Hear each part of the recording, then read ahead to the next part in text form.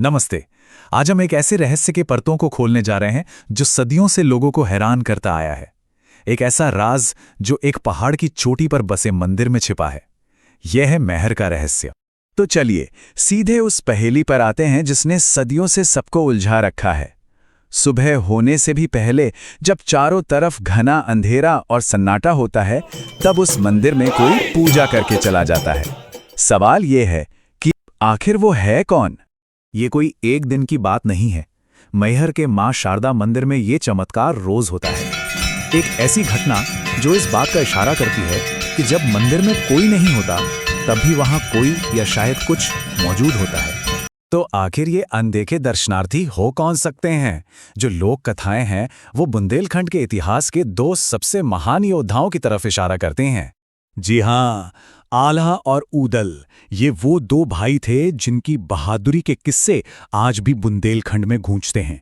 और कहानी ये कहती है कि यही वो पहले इंसान थे जिन्होंने घने जंगलों के बीच छिपे इस पवित्र स्थान को खोजा था। इन दोनों भाइयों में भी आला की भक्ति का स्तर कुछ और ही था। कहते हैं उन्होंने देवी को खुश करने के लिए पूरे 12 साल तक बेहद कठोर तपस्या की, और उनकी इसी अटूट श्रद्धा का फल उन्हें मिला अमरता के वरदान के रूप में। और बस इसी अमरत्व के वरदान की वजह से लोगों का यह अटूट विश्वास है कि हर सुबह ब्रह्म मुहूर्त में, यानी सूरज निकलने से ठीक पहले के सबसे पावन समय में, आल्हा और ऊदल ही मंदिर में पहली पूजा करने आते हैं। आल्हा का जो है, आल्हा उदल दो भाई थे। आल्हा सिर्फ आल्हा आल्हा माँ की भक्ति करके अमरता का वरदान पाए। आज भी प्रमाण ऐसे बीच में मिलते रहते हैं कि आल्हा नित्य दर्शन करने आते हैं। एक ऐसी परंपरा जिसे वो सदियों से निभा रहे हैं।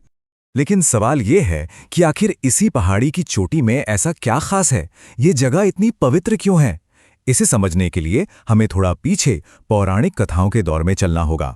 तो इसकी जड़ें एक बहुत ही पुरानी कथा से जुड़ी हैं। कहानी शुरू होती है राजा दक्ष के यज्ञ से, जहां उन्होंने सबको बुलाया सिवाय अपनी ही बेटी सती और उनके पति भगवान शिव के।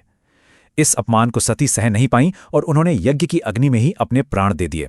इसके बाद जो हुआ वो प्रलय से कम नहीं था।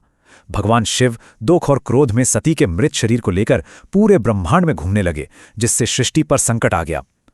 तब ब्रह्मांड को बचाने के लिए भगवान विष्णु ने अपने सुदर्शन चक्र से सती के शरीर के 52 टुकड़े कर दिए, और धरती पर जहां जहां उनके शरीर के अंग या आभूषण गिरे, वो स्थान पवित्र शक्तिपीठ बन गए। और मैहर को इन्हीं 51 अविश्वसनीय रूप से शक्तिशाली शक्तिपीठों में से एक माना जाता है। मैहर मां शारदा शक्तिपीठ जो 51 शक्तिपीठों में से एक है। वहीं पर मैहर त्रिकुट पर्वत पे मां शारदा विराजमान है। दिलचस्प बात यह है कि इस जगह का नाम भी उसी कथा से निकला है, मैहर, यानी माई का हार। ऐसा माना जाता है कि यही वो जगह है जहां मां सती का हार गिरा था। अच्छा, तो अब ये देखते हैं कि ये पौराणिक कथा आज की हकीकत से, यानी इस मंदिर की असल बनावट से कैसे जुड़ती है। तो ये सिर्फ एक कहानी नहीं है, ये एक असली जगह है। एक ऐसा मंदिर जिसका इतिहास 1500 साल से भी ज्यादा पुराना है। सोचिए कितनी पीढ़ियों से लोग यहाँ आते रहे होंगे।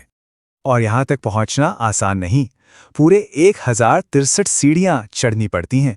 जरा सोचिए, हर एक सीढ़ी वहां पहुंचने वाले लोगों की श्रद्धा और सब्र का एक इम्तिहान है। मेरी तो काफी इच्छाएं ऐसी हैं जो मैंने काफी इच्छाएं अपने मन में मांगी और वो फिर पूर्ति हो गई उनकी, तो मेरा एक अलग थोड़ा उसमें विश्वास है। लेकिन अब समय बदल गया है। जहां एक तरफ भक्ति की ये पारंपरिक चढ़ाई है, वहीं दूसरी तरफ 2009 से रोपवे की सुविधा भी है। ये पुरानी परंपरा और नई तकनीक का एक बेहतरीन मेल है, ताकि हर कोई मां के दर्शन कर सके। तो इस रहस्य और इस लंबी यात्रा के केंद्र में आखिर कौन सी देवी विराजमान है? चलिए जानते हैं।